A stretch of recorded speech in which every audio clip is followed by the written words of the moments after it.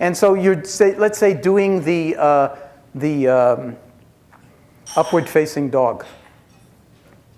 So, okay, we're on the upward-facing dog. Now what? Nothing. Here we are, upward-facing dog. This is a curriculum already, being. Just be here. How do you stay here? Well, the arms are involved. So we can be aware of that. You got to breathe. So we can be aware. This is being. We're learning how to inhabit being in elementary school. Okay? And all of a sudden, it wakes something up. You finish that, you do something else, you do a sequence of yoga, and then you can ask either while you're doing it or afterwards, when you say lying in what's called the corpse pose. We don't necessarily have to use that word, but I love it. How do you feel? And people usually feel like, whoa, I feel fantastic. What did you do? Nothing. Really, you did a little of this, and a little of this, and a little of this, and a little of this. But the lesson is drop right in. And so then you realize, well, there's more to this apparatus that I call me than meets the eye. And imagine if I were to actually nurture it in these kinds of ways. If I were to actually use these muscles to cultivate awareness, to cultivate embodied attending, to cultivate emotional intelligence, to cultivate another word that was used quite a bit, self-regulation, so self-recognition. So you recognize, say, impulses of anger when they arise. And you don't necessarily say, I'm angry. You just say, oh, it's wet, it's angering. It's like raining. You know? It's like we don't have to make it into a personal thing. So then it's like the anger. Let's watch the anger. That becomes the most interesting object of attention. It's this, in being, just watch the anger come and go. And guess what? It comes and it goes. If you're willing to be patient, that's like Louis Pasteur looking at crystals under the microscope. It's like, oh, complete discovery. Anger. I don't have to buy into it. And then shoot somebody. Or hate myself. Do you know what I'm talking about? It's like choice, but in order to be able to make the choice, you have to be brought to a point where you're in the laboratory, you're engaged. This is all about practice. It's not a philosophy. It's not like, oh, some Asian Buddhist, Dharma philosophy. This is a practice, and we don't have that much in our society. We just don't have that kind of deep cultural sense of practice. When we think of practice, we think of rehearsing for a performance. But we're talking about no, there's no separation between practice and performance. This is it. Okay? So what practice means is actually embodying awareness now. And it turns out, this is another little thumbnail, that the breath gets mentioned a lot. Oh yes, let's just teach them the breath. Or let's teach them the yoga pose, or this or that. But the fact of the matter is, it's not about the objects of attention, like we can pay attention to the breath, or we can pay attention to our thoughts, or we can pay attention to our emotions. But it's about the attending itself. The attending itself. Now, it turns out that when you study people who have taken MBSR, for example. There's a very beautiful study by a young guy named Norman Farb who works with Zindel Siegel at the University of Toronto. Took people trained in MBSR and not trained in MBSR, put them in fMRI scanners, showed them various adjectives, that they might or might not self-identify with as theirs, and wrote an amazing paper called about self-referential modes of knowing. Okay? And what they found was that when you put someone in an fMRI scanner and you say, just lie here, do nothing, it turns out we don't just do nothing. We don't just kind of flatline. No, sirree, Bob. We start thinking. We start in on narrating the story of me.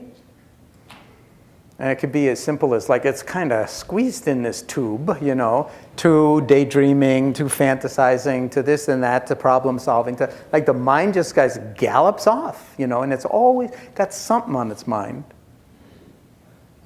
And that's and then when you look at the brains, it turns out that what lights up is a region in the midline of the cerebral cortex that is called the sort of narrative network. Okay. It's like, or it's often called the default mode. It's like when you're not doing anything, that's what lights up, and it just uses up enormous amounts of energy. Enormous amounts of energy lying there doing nothing. Only you're not doing nothing. You're thinking. Same kind of thinking that doesn't let you go to sleep. And it's always the same old song, same picture playing on the marquee, the story of me in the key of me. Or the key of E, or the key of C, but it's always me. And my relationship to this and my relationship to that. It's like selfing, okay? When you take people who are trained in MBSR and compare them with a control group that was not trained in MBSR, but you put them in before, you put them in after in the scanner and so forth, and a very interesting thing happens. In the MBSR group, that medial default network tends to attenuate.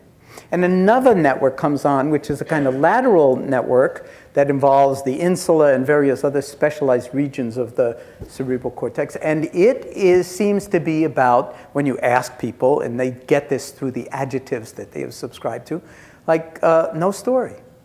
Just this sensory unfolding of breath, body, now.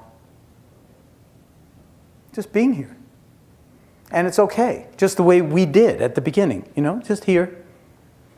Well, how long is this going to go on? Oh, it's just going to be now. Just for now. For now. The next 3,000 minutes of now. So you've got this other network, which is basically called the experiential network. It's just experiencing life unfolding in the moment. So this is now neuroscience saying, okay, when we integrate who we are, we've got the narrative going all the time, and that's partly true, but a lot of the time, let's be honest, I mean, our narratives are not exactly 100% accurate. And then we've got the experiential piece that almost never gets any airtime unless you've been trained in this muscle of mindfulness. And then there's some kind of integration possible where it's not that there's anything wrong with narrative, but the fact is, most of our narratives too small and really too boring and really much too repetitive and much too negative. Never mind pro-social behavior. We're antisocial to ourselves.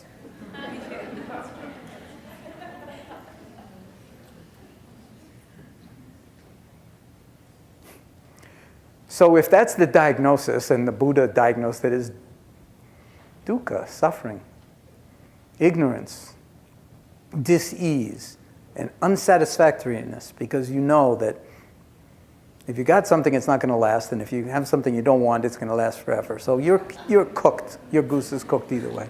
And this is all delusional thinking. It's like more of that midline narrative. And the narratives, like a lot of time, is wrong, and then you get the depressive rumination narratives, and then pretty soon you're down in the pits.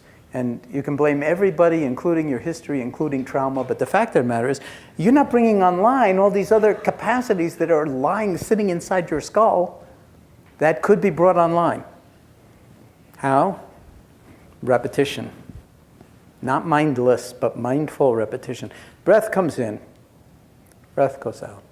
Just to choose an object to attend to. Breath comes in. Breath goes out. Breath comes in. Breath goes out. How long is it going to take before you, especially a teenager says, and we said on one of the slides, this is boring. This is boring. So then the mind will go off and it will fantasize about something less boring. All meditators know that. That's what the mind does. But you see, boredom is just another mind state, just like anger, frustration, sadness. It's just another mind state. When you hold it in awareness, it ain't boring. Boredom is not boring. It's very interesting. And it can be demonstrated very easily. A yogic maneuver, many of you know this one. There's something called nadisodhana in pranayama where you can do alternate nostril breathing and you use your finger as a valve. So anyway, you can all do this. If you find the breath boring right now, for instance, you can do this yogic sort of exercise where you take one thumb and you push it over one nostril. You put the index finger on the bridge of your nose. You squeeze the other finger against the other nostril. You purse your lips together, and you see just how long it takes for the next in-breath to become the only thing in the world that's interesting to you. And it will not be very long. Will not be very long. So boring, the breath. Yeah, until you can't take one. So boring to have feet and to walk. Yeah, until you can't. So boring to have a liver that just works and never asks for anything. Yeah, until you drink so much alcohol that it goes offline for good. So boring to have a body that works. A back that doesn't cause pain. It's so boring until you have a little smidgen of pain in your lower back and you realize, holy cow, my whole life hinges on those lumbar vertebrae and how they interface with the pelvis. So we take everything for granted until we wake up, rude awakening usually, and it's no fun. But what if we were actually trained in this whole developmental arc, which is us becoming ourselves, the formation of a human being in school, in early childhood, and so forth, to actually find out what the whole of this thing does. Yeah, thinking's great, but what about awarenessing? What if they got equal airtime in the training? And then we could actually hold our emotions and so forth in ways that would be transformative.